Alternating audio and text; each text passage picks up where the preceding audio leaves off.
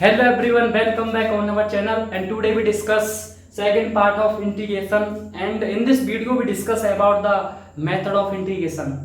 अब इसमें देखो जो फर्स्ट मेथड हम डिस्कस करेंगे, इसमें मैं जो आपको करवाने वाला हूँ वो करेंगे बाई पार्ट ऑफ इंटीग्रेशन, जिसको अपनी लैंग्वेज में आप बोलते होंगे आइलेट, और हिंदी की बात करो तो खंडशः समाकलन बोलते हैं। ठीक है, तो ये मेथड में पहला मेथड है ना, हम इसमें 2-3 मेथड सीखेंगे, बस वही आपके लिए इनफ है। ठीक है, वो उससे आपका काम चल जाएगा बेसिक, फिर कुछ भी आप इंटीग्रेशन का सारे क्वेश्चन आप कर ली जाओगे। ठीक है, क्योंकि अगर मैं आपको एक चीज बताऊं, देखो अगर आप दूसरे चैप्टर में इंटीग्रेशन का यूज करोगे तो वो टफ नहीं मिलेगा आपको। ठीक है, जब हम किसी जैसे डिफरेंशियल इक्वेशन हुआ या किसी डिफरेंशियल इक्वेशन में करते हैं हम, वहां पर जब इंटीग्रेशन का अगर मान यूज करेंगे तो हमको टफ नहीं मिलेगा। वो जब इंटीग्रेशन का क्वेश्चन इंटीग्रेशन के चैप्टर में ही टफ बनता है। ठीक, याद ध्यान रखना। तो अब हम देखो डिस्कस करने वाले हैं बाई पार्ट ऑफ इंटीग्रेशन। इसमें अब देखो बाई पार्ट ऑफ इंटीग्रेशन में क्या होगा, देखो ध्यान से, कल मैं आपको करा रहा था लास्ट वीडियो में, जब f(x) और g(x) ये दो फंक्शन हैं, उनको जब हम ऐड या सब्ट्रैक्ट करते हैं, ठीक है, तो वहां पर क्या होता है कि हम जो इंटीग्रेशन करते हैं अलग अलग कर लेते हैं। अगर मान लो मैं उन दोनों फंक्शन का अगर मल्टीप्लाई कर दूं तब क्या करेंगे हम, उसके लिए ये वाई पार्ट ऑफ इंटीग्रेशन या आइलेट ये हम यूज करते हैं मेथड। ठीक है, तो सिंपल है, जब दो फंक्शन का क्या हो, मल्टीप्लाई हो या प्रोडक्ट हो दो फंक्शन का, जैसे मान लो f(x) into g(x), यानी इस टाइप से कोई फंक्शन है और इसका आपको करना पड़ जाए इंटीग्रेशन। ठीक है, इसका आपको इंटीग्रेशन करना पड़ जाए, जैसे f(x) कोई फंक्शन है, g(x) कोई फंक्शन है। तो देखो सिंपल है, पहले तो देखो ये आइलेट जो है ना, ये एक चीज को बताता है जिसमें हम क्या करते हैं कि कंसीडर करते हैं, यानी हम इसमें देखो f(x) और g(x) इसमें। ठीक है, मैं पहले एक बार इसका फॉर्मूला लिख देता हूं कि कैसे किया जाता है इस मेथड को, तब आपको समझ में आ जाएगा किसको मैं क्या बोलना चाह रहा हूं, आइलेट का क्या यूज है। ठीक है, तो देखो लिखते हैं यानी f(x), अब इंटीग्रेशन देखो मैं f(x) को फर्स्ट फंक्शन कंसीडर कर रहा हूं और g(x) को सेकंड फंक्शन कंसीडर कर रहा हूं। ठीक है, यानी f(x) फर्स्ट फंक्शन है, g(x) सेकंड फंक्शन है, तो क्या होगा, देखो फर्स्ट फंक्शन जो भी हम कंसीडर करेंगे, ध्यान रखना उसका इंटीग्रेशन में नंबर ही नहीं आएगा, उसका इंटीग्रेशन हमको करना नहीं पड़ेगा इस फॉर्मूले में। ध्यान रखना क्या क्या बोल रहा हूं मैं, कि जिसको हम फर्स्ट फंक्शन कंसीडर करेंगे उसका इंटीग्रेशन नहीं होता है, सिर्फ ओनली वो डिफरेंशिएट होता है इस मेथड में। ठीक, तो देख आप देख भी सकते हो जब मैं लिखूंगा तब, यानी f(x) ये फर्स्ट फंक्शन ही है ना f(x), फिर क्या करते हैं हम g(x) जो सेकंड फंक्शन है उसका करते हैं इंटीग्रेशन। ठीक है, फिर माइनस लगाते हैं, अब देखो इंटीग्रेशन होगा। ठीक है, ये ओवरऑल इंटीग्रेशन है। ठीक है, लास्ट में जो सारा सॉल्व होकर आ जाएगा अंदर से, तब उसका इंटीग्रेशन नहीं है। ठीक है, इसमें क्या करते हैं हम डिफरेंशिएट करते हैं फर्स्ट फंक्शन का जो f(x) था। ठीक है, फिर इंटीग्रेशन होता है आपका सेकंड फंक्शन g(x) का, यहाँ से g(x) का इंटीग्रेशन हो जाएगा, यहाँ से फंक्शन जो फर्स्ट फंक्शन है उसका डिफरेंशिएट हो जाएगा, ओवरऑल वैल्यू आएगी सॉल्व होने के बाद, फिर क्या करोगे आप, ये जो है ये इंटीग्रेशन उसका इंटीग्रेशन करेगा। ठीक है, उसके लिए dx है, ये dx कौन से वाले के लिए है, इस वाले इंटीग्रेशन के लिए है। ठीक है, क्योंकि हमें ये भी तो पता होना चाहिए ना किसके रिस्पेक्ट में डिफरेंशिएट हो रहा है, डिफरेंशियल हो रहा है, वो इंटीग्रेशन भी तो बताना पड़ेगा ना। ठीक, तो ये इस वाले के लिए। अब आप देख सकते हो जो फर्स्ट फंक्शन था f(x) उसका बस ओनली डिफरेंशिएट हुआ है। ठीक, तो इसका देखो और इंपोर्टेंस इसलिए बढ़ जाता है जब आपको मान लो, अब मैंने देखो कुछ फंक्शन ऐसे थे जिसका हमने क्या, उसका इंटीग्रेशन कोई फॉर्मूला नहीं होता, जैसे log x का आपको इंटीग्रेशन करना पड़ जाए, तो आपके पास कोई फॉर्मूला है नहीं log x को करने के लिए, तो उसके लिए हम इसको यूज कर सकते हैं। ये मैं कहना चाह रहा हूं, इसका यूज देखो वैसे दो फंक्शन का मल्टीप्लाई हो तब भी किया जा सकता है, और तब भी हम इसका यूज तब और इंपोर्टेंस इसकी बढ़ जाती है जब कोई हमको एक ऐसा फंक्शन मिल जाता है जिसका हम इंटीग्रेशन डायरेक्ट नहीं जानते हैं, जिसका फॉर्मूला नहीं होता है। ठीक, तो उसके लिए भी हम इसको यूज करते हैं। तो अब देखो ये हमारे पास, ये आपको दिख गया ये फॉर्मूला।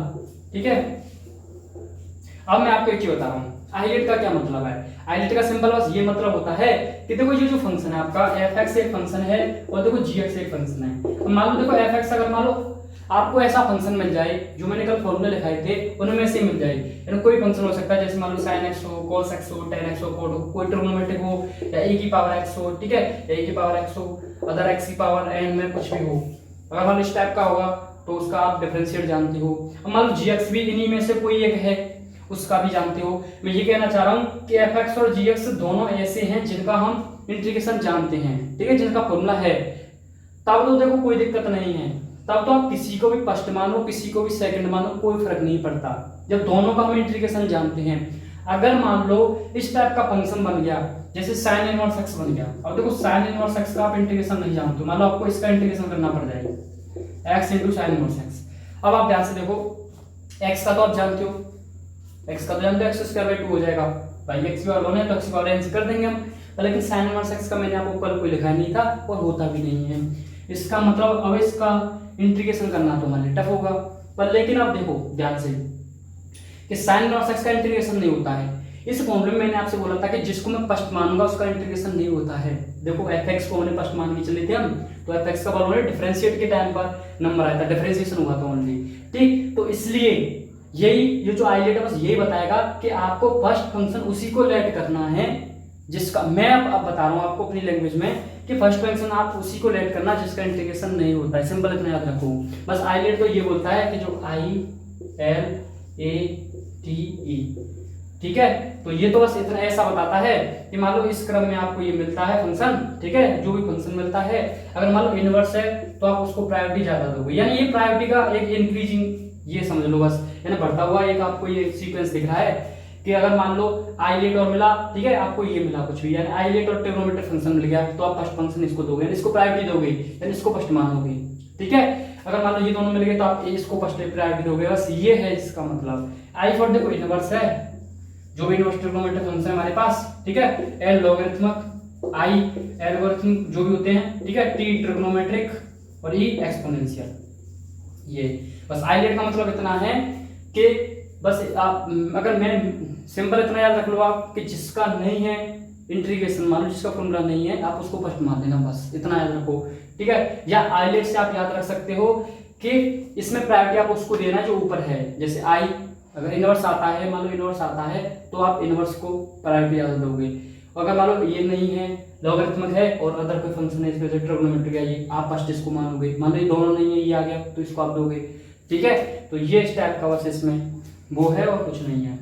तो बस सिंपल इतना याद रखो, जिसका इंटीग्रेशन नहीं है, जैसे इनवर्स का नहीं है हमको पता है और नहीं लॉग का पता है हमको, ठीक है, यानी इनवर्स और लॉगरिथमिक और इनका हमको इंटीग्रेशन नहीं पता, फॉर्मूला नहीं पता है, तो हम इनको फर्स्ट मान लेंगे। बस फर्स्ट मानने से ये फायदा होगा कि इसका इंटीग्रेशन में नंबर आता नहीं है, इंटीग्रेशन नहीं होता, नहीं आता है तो कोई फिर सॉल्व हो जाता है क्वेश्चन, ठीक है। तो ये है, तो मैं एक एग्जांपल देके आपको क्लियर करता हूँ, 2 एग्जांपल हम इस पर लगा देंगे तो आपको शायद आई होप मेथड आपके लिए इजी हो जाएगा, ठीक है। तो देखो ध्यान से, एग्जांपल में लेता हूँ फर्स्ट एग्जांपल आपका, देखो ध्यान से, हम ले लेते हैं x into tan inverse x, ठीक है, ये है, इसका करना है मुझको इंटीग्रेशन। अब ध्यान से देखो x है और टेन इनवर्स एक्स है, x उसका ले लेता हूँ तो x ले लेते हैं सिंपल, ठीक है, ये है मान लो।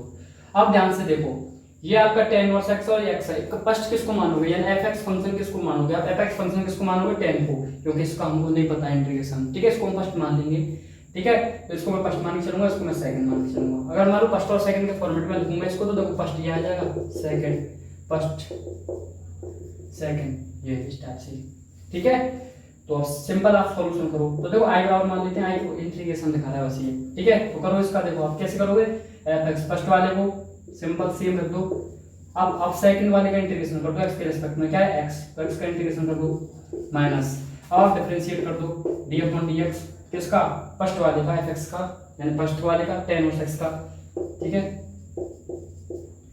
अब देखो ध्यान से, अब आप क्या करोगे, देखो इंटीग्रेशन gx dx, gx कौन सा है, ये सेकंड फंक्शन x dx, ठीक है, ओवरऑल का dx कर दो, ये है सिंपल। देखो x का आप इंटीग्रेशन करोगे तो x की पावर 1 है, तो x की पावर n से क्या होता है, पावर में एक जोड़ दो, पावर में एक जोड़ोगे 2 बन जाएगा, 2 को नीचे लिख दो तो ये बन जाएगा x square upon 2 tan inverse x minus. अब ध्यान से देखो, ये टेन इनवर्स x का इंटीग्रेशन, वो डिफरेंशिएशन क्या होता है, 1/1 प्लस x स्क्वायर, कल हमने सीखा था ये। तो इसका देखो क्या आएगा, x स्क्वायर अपॉन 2 ये dx, ठीक है। आई होप आपको सारी चीजें क्लियर होंगी, ठीक है।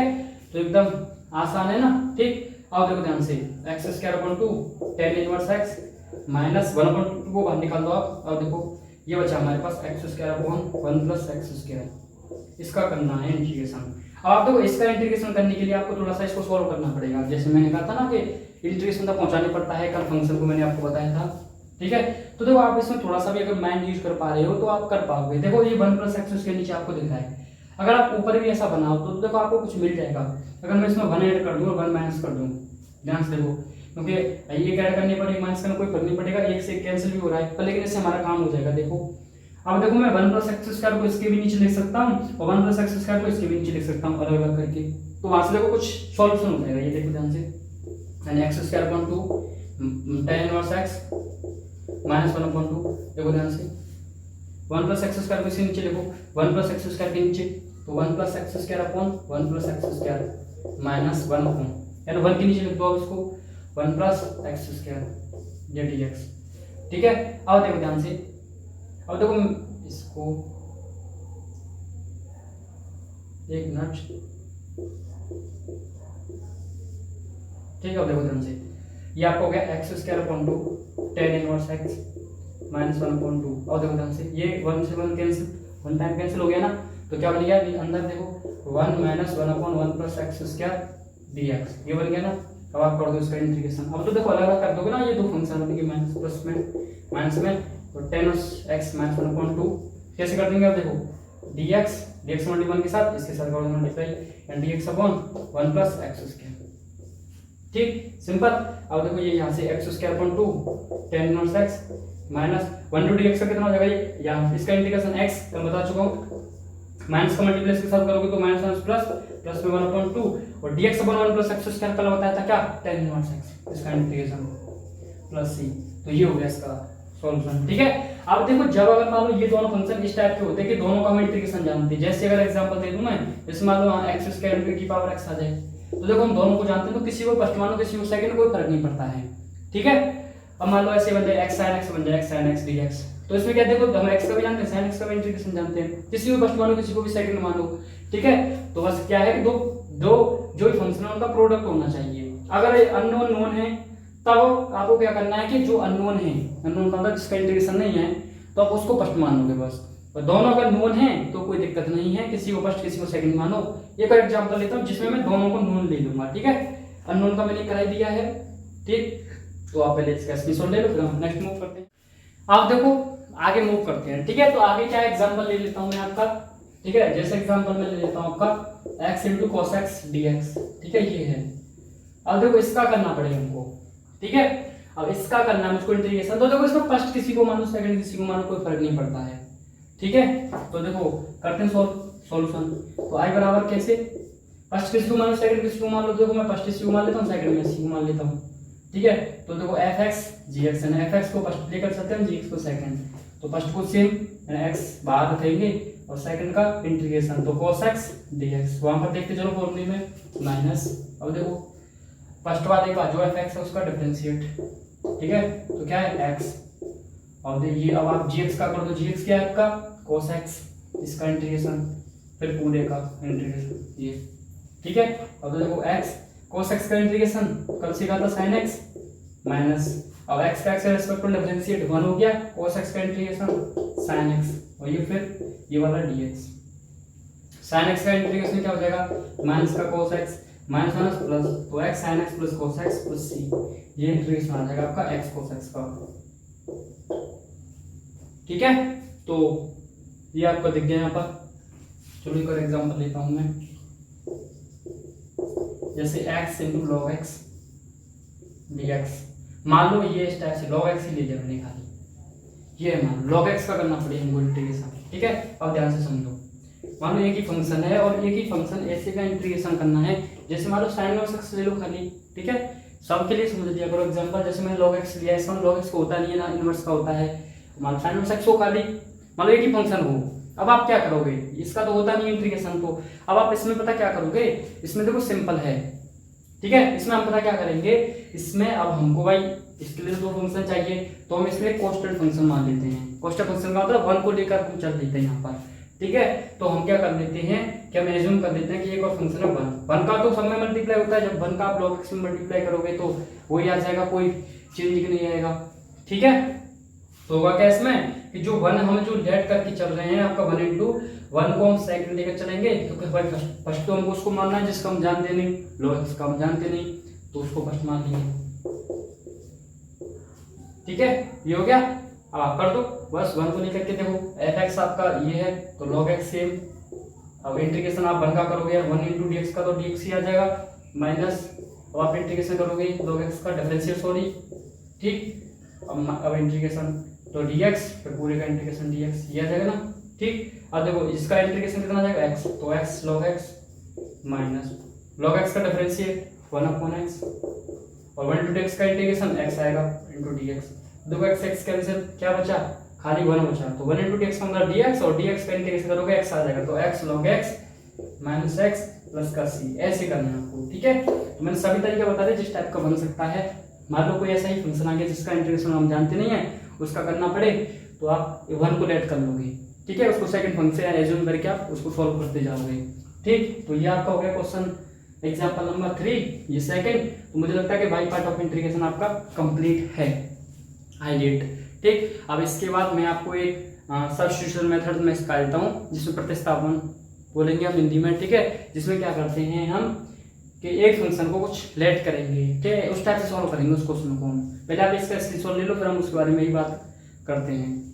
अब देखो सब्स्टिट्यूशन मेथड को हम डिस्कस करते हैं जिसको प्रतिस्थापन विधि बोलेंगे हम ठीक है। तो प्रतिस्थापन विधि का मतलब क्या होता है, देखो मैं इसका बेसिकली इसका मीनिंग बताता हूँ आपको। सब्स्टिट्यूशन का मतलब क्या होता है, तो सिंपल मतलब होता है जैसे आपके मान लो अगर मैं बात करूँ स्कूल की या कॉलेज लेवल किसी पर भी बात कर लो आप, जैसे मान लो किसी टीचर का आपके पीरियड है आपके ठीक है, तो जो पीरियड है मान लो वो टीचर नहीं आते हैं पढ़ाने के लिए, अब मान लो उनकी जगह पर किसी अदर टीचर का आपके पीरियड को ले लिया जाता है ठीक है, तब क्या बोलेंगे हम कि वो सर क्या है सब्स्टिट्यूशन है, हमारे जो जिनका रेगुलर चलता है पीरियड उनका सब्स्टिट्यूशन है वो ठीक है। उन्होंने उनको क्या कर दिया सब्स्टिट्यूट कर दिया, यानी कि भाई अब ऐसा तो नहीं है कि वो अगर कल आएंगे तो वो खुद का पीरियड ही लेंगे ठीक है, पर लेकिन आज वो नहीं है तो उनकी जगह पर उनको हम सब्स्टिट्यूट कर दिया गया है ठीक है। तो यही होता है सब्स्टिट्यूट का मतलब कि एक की जगह पर किसी दूसरे को थोड़े टाइम के लिए हम थोड़े टाइम के लिए यूज करेंगे ठीक है, फिर उसके बाद जो था उसको रिप्लेस कर देंगे ठीक, ये मतलब है इसका। तो इसमें क्या है देखो, वैसे तो ये मैं ज्यादा आपको 2 ही मेथड इसलिए बता रहा हूँ कि ये आपसे बहुत इंपॉर्टेंट रहेंगे आपके लिए। हम देखो मैथ वाला इंटीग्रेशन नहीं पढ़ रहे हैं, आपको मैं पहले बता चुका हूँ फिजिक्स वाला, फिर भी मैं आपको बहुत सारी चीजें करवा दे रहा हूँ ठीक है, ये भी मैं मेथड बता रहा हूँ। वैसे इतना यूज नहीं होता है इन सबका ठीक, तो बता देता हूँ मैं, फिर भी इम्पोर्टेंट है चलो। तो देखो इसमें क्या करना है, इसमें सिंपल होता है कि देखो ये मेथड मैं आपको क्वेश्चन से ही क्लियर कर दूंगा ठीक है। जैसे क्वेश्चन ले लूँ मैं, जैसे मान लो अगर मैं क्वेश्चन ले लेता हूँ 2x upon x square plus 1 into D x, ये है ठीक है, इसका आपको इंटीग्रेशन करना है ठीक है, ये है। आप तो इसका इंटीग्रेशन आप डायरेक्ट नहीं कर सकते हो क्योंकि आप मेथड लगा ही नहीं सकते, क्या लगाओगे इसमें, आप क्या लगा सकते हो, देखो कुछ भी प्लस माइनस करोगे तब भी नहीं, कुछ नहीं बन रहा है ठीक है। अब अगर मान लो ध्यान से सोचो, अगर मैं एक्स स्क्वायर प्लस 1 को कोई एक नया वेरिएबल दे दूं, जैसे अगर मान लो लेट कर लूं मैं x square plus 1 is equal to नया वेरिएबल v, ध्यान से, या v देखो t पुट कर लेते हैं, v कुछ भी एज्यूम ठीक है, आप कुछ जो अच्छा हो आप वो कर देना। तो एक्स स्क्वायर प्लस 1 को मैंने एक नया वेरिएबल t दे दिया ठीक है। अब इससे क्या होगा, देखो इससे ये होता है कि इंटीग्रेशन में ये चीज आप ध्यान रखना कि जब आप एक नया वेरिएबल किसी को मानोगे लेट करोगे तो आपको उसका डिफरेंशिएट करना पड़ेगा, ध्यान रखना आपको उसका डिफरेंशिएट करना पड़ेगा और उसकी वैल्यू भी रखनी पड़ेगी वहां पर ठीक। जैसे मैंने इसको देखो नया वेरिएबल t दिया है तो इसका मतलब मुझे इसका डिफरेंशिएट करना पड़ेगा ठीक है।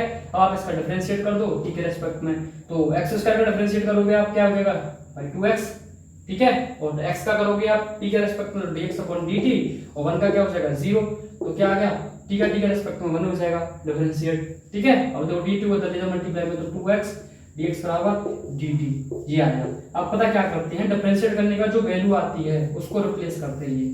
अब भाई क्यों रिप्लेस करते हैं, आपको भी पता है कि जब आप एक्स स्क्वायर प्लस 1 को एक नया वेरिएबल मान रहे हो ना, इसका मतलब आपको पूरा फंक्शन चेंज करना पड़ेगा जिसमें आप नया वेरिएबल मान, जैसे मैंने एक्स स्क्वायर प्लस 1 को t माना है तो मुझे इस पूरे फंक्शन को t में कन्वर्ट करना पड़ेगा। तो इसको अंदर dx को कन्वर्ट करने के लिए एक यही मीडियम में आपको दिख रहा है कि डिफरेंशिएट करेंगे तभी dx आएगा ये ठीक है। अब देखो 2x dx के बराबर dt रख दो, आपको दिख रहा है ध्यान से देखो, अगर मैं डिवाइड dx का मल्टीप्लाई का मतलब यही तो है ठीक है, यही तो है इसका मतलब, तो 2x dx के बराबर आप क्या रख दोगे dt, और नीचे आप क्या मान चुके x स्क्वायर प्लस 1 को t, तो dt अपॉन t क्या होता है आपका differentiate log t plus c। अब आप मैंने क्या करता सब्स्टिट्यूट किया, अब आप रिप्लेस कर दो, t क्या मानता है x स्क्वायर प्लस 1, रिप्लेस कर दो log में x स्क्वायर प्लस 1 प्लस का c, ये है ठीक है। तो वैसे देखो ये ज़्यादा इंपॉर्टेंट नहीं है उतना, बस हाईलाइट वाला आपको जो है वो ज़्यादा इंपॉर्टेंट है, और जो फॉर्मूले हैं उन पर आप क्वेश्चन करके देख लो, ठीक है, वो ज़्यादा इंपॉर्टेंट है, ठीक, उस टाइप के। क्योंकि आपको देखो फिजिक्स वाला मैथ पढ़ना है, फिजिक्स वाला इंटीग्रेशन पढ़ना है, मैथ वाला नहीं, ठीक है। बेसिक अगर डिस्कस करना हो, ठीक है, जैसे मान लो ऑर्डिनरी डिफरेंशियल इक्वेशन हुआ बीएससी फर्स्ट ईयर में आपका मैथ है ये, ठीक है। तो उसके लिए अगर आपको पढ़ना हो तो बेसिकली आप फॉर्मूला और ये 2-3 मेथड बस सीख लो, बस इसको बेसिकली कम यूज होगा, ये यूज होता है मेथड, ठीक है, ये यूज अच्छे से सीख लो, आईलेट वाला सीख लो, फॉर्मूला पास, इतना होता है, ठीक। अब बात कर लेते हैं हम, देखो डेफिनेट इंटीग्रल, ठीक है, डेफिनेट इंटीग्रल, तो ये आपको समझ में आ ही गया होगा, ठीक है। प्रैक्टिस में अगर हम लोग क्वेश्चन की टेंशन मत लो, तब आपको चीजें क्लियर होंगी। तो डेफिनेट इंटीग्रेशन ये है। अब देखो डेफिनेट इंटीग्रेशन की बात करते हैं, तो इंडेफिनेट हो चुका है। तो मैंने आपसे देखो जब क्लास स्टार्ट किया था हमने वीडियोस पर, तब लास्ट वीडियो में तो मैंने आपको बताया था स्टार्टिंग में कि डेफिनेट को करने के लिए आपको इंडेफिनेट आना चाहिए, आप इंडेफिनेट आप सीख चुके हो, ठीक। तो बस इतना है कि मान लो मैंने इसको सॉल्व किया यहाँ तक, ठीक है, तो डेफिनेट में यहाँ तक तो सॉल्व करना ही करना है आपको, ये तो ठीक है। पर लेकिन देखो इसमें हमको एक कांस्टेंट सी की जरूरत पड़ती है, यहाँ पर हमको कोई कांस्टेंट नहीं लगाना है। क्यों कांस्टेंट नहीं लगाना है? क्योंकि यहाँ पर एक लिमिट यूज करोगे आप, और लिमिट का मतलब आप समझ रहे होंगे कि कोई एक फिक्स रीजन होगा, यानी अगर मैं उस फिक्स रीजन में वैल्यू निकालूंगा तो फिक्स ही आएगी, उसमें कोई भी नया कांस्टेंट है उसकी हमको जरूरत नहीं पड़ेगी, यानी फिक्स होगा वो रीजन, तो उसमें जो वैल्यू आएगी वो फिक्स ही आएगी, ठीक। तो ये है, तो इसमें आपको कोई कांस्टेंट यूज करने की जरूरत नहीं है, आप सी कांस्टेंट नहीं यूज करोगे इसमें, ध्यान रखना ये जो सी कर रहे हो। अब देखो जब आप सॉल्व करोगे, ठीक है, सॉल्व करोगे तो यहाँ तक आओगे आप इंटीग्रेशन करने के बाद, तो यहाँ से डेफिनेट इंटीग्रेशन का कुछ काम बढ़ता है, ठीक। तो मान लो इसमें होगा क्या, देखो जब आपको लिमिट दी जाएगी एक ए टू बी, मान लो अंदर कोई फंक्शन होगा एफ एक्स डी एक्स, इस टाइप से आपको होगा एक क्वेश्चन, इस टाइप से होगा डेफिनेट का, यानी एक लिमिट होगी, उस लिमिट के अंदर उस जो फंक्शन है वो उस लिमिट के अंदर डिफाइन होगा, उसका हमको वैल्यू निकालना पड़ेगा। और देखो ये ए से आपका क्या है, वी है, ठीक है, ए से बी तक ये होगा। अब देखो ये वाला अंदर वाला जो आपको ये दिख रहा है, अब ये तो भाई मान लो अगर आप लिमिट को एक टाइम के लिए भूल जाओ तो सेम ये इंडेफिनिटी बन जाएगा, इंटीग्रेशन तो आपको फिर भी करना पड़ेगा। जो ये जो लिमिट है इनका लास्ट में काम आता है, जब एक बार इंटीग्रेशन हो जाएगा ना, जैसे ये इंटीग्रेशन हो गया उसके बाद लिमिट हम रखते हैं। अब लिमिट कैसे रखते हैं, जैसे मान लो लिमिट रखते हैं, पहले तो अपर लिमिट, फिर लिखते हैं हम लोअर लिमिट, क्या रखते हैं, माइनस लोअर लिमिट, ये है बस, ठीक है। वैसे इसकी देखो प्रॉपर्टीज हैं, पर लेकिन वो मैथ के लिए इंपॉर्टेंट है वो प्रॉपर्टी। देखो जब आपको इंटीग्रेशन चैप्टर ही पढ़ना है तब वो प्रॉपर्टी यूज है, जब आपको देखो डिफरेंशियल इक्वेशन पढ़ना है तो उसमें आपको इसकी प्रॉपर्टीज नहीं काम आएंगी, ठीक है। ये तो जब मैं वीडियो बनाऊंगा इस पर 12th के लिए, तब मैं आपको उसको प्रॉपर्टीज बताऊंगा 12th वालों के लिए, ठीक, वहां पर आप देख सकते हो, ठीक। ये तो बेसिक है। तो देखो upper limit minus lower limit ये करना है। अब मैं देखो इस क्वेश्चन से आपको समझा देता हूँ। जैसे मान लो ये क्वेश्चन था, जैसे ये क्वेश्चन था आपका 2x dx upon x square plus 1 ये था। अब मान लो इसमें लिमिट लगा दूं मैं 2 से 3 पर, मान लो ये लिमिट है, ठीक है, 1 से 2 कर देते चलो, 1 से 2 मैंने आपको लिमिट दे दी, 1 से 2, ठीक है, ये लिमिट है। तो आप क्या करोगे पता है, सिंपल, जैसे देखो ये सॉल्व किया, ऐसे सॉल्व करोगे, ये आएगा आपका क्या आएगा, लॉग में, जैसे मान लो ये आ गया आपका, ऐसे करोगे आप लॉग में एक्स स्क्वायर प्लस 1, ठीक है, लिमिट ऐसे 1 से 2, ठीक है। जैसे मान लो इंटीग्रेशन करोगे आप, ठीक, सी तो आपको लेना ही नहीं है, बस क्या करना है, लिमिट को नहीं, लिमिट को साथ रखना है बस, ठीक है, सी को कांस्टेंट नहीं लगाना। तो मान सॉल्व निकल ये तो आएगा log x स्क्वायर प्लस 1, ये आ गया। अब आप देखो क्या रखोगे, अपर लिमिट, ऊपर वाली लिमिट रखो x के ऊपर, तो यहाँ रखोगे 2 दूनी 4 और 5 log 5। अब आप क्या करोगे, माइनस लोअर लिमिट, अब लोअर लिमिट रखो 1 का स्क्वायर 1 1 प्लस 2, तो क्या बन जाएगा log 2। अब आप जानते हो log a minus log b क्या होता है, log a अपॉन b, तो log 5/2 हो जाएगा, ठीक है। तो बस ये है डेफिनेट इंटीग्रेशन का, बस इतना ही डिफरेंस है, ठीक। बस upper limit minus lower limit करना पड़ता है, लिमिट होती है हमारे पास, पहले अपर लिमिट रखना फिर लोअर लिमिट रखना, ठीक है। अब इसकी प्रॉपर्टीज तो वो मैथ के लिए हैं, ठीक, बेसिक आपको यही है। जब ये चैप्टर हमको स्पेशल पढ़ना पड़ता है तब वो काम की है, अदर चैप्टर के लिए बस इससे काम हो जाएगा आपके लिए, ठीक। तो अगर आपको वीडियो अच्छा लगा हो तो लाइक सब्सक्राइब शेयर, और आप अपने जूनियर को सजेस्ट कर सकते हो। हमारा दूसरा चैनल है आपका DC लेक्चर्स, जहाँ पर क्रैश कोर्स स्टार्ट है, जहाँ पर मैं इलेक्ट्रोस्टैटिक फंक्शन पढ़ा चुका हूँ पूरा, अब मैट्रिक्स हम डिस्कस कर रहे हैं उसमें, ठीक। और अगर आपको ये वीडियो अच्छा लगता है तो शेयर कर सकते हो आप, लाइक करना शेयर करना, ठीक।